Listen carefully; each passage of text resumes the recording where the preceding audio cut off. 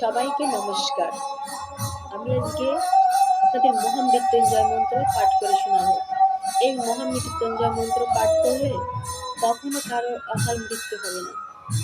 সর্বদা সব বিপদ থেকে তাকে রক্ষা করবে আমাদের দেবাদিদেব মহাদেবী।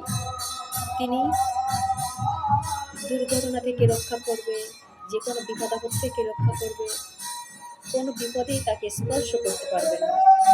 এই মহামৃত্যুঞ্জয় মন্ত্রটি হল ওম ত্র্যম্বকম জয় জয় মহি সুগন্ধি পুষ্টিবর্ধনং পূর্বারগ্নি বন্ধনং মৃত্যুর্মক্ষী মহামৃতম।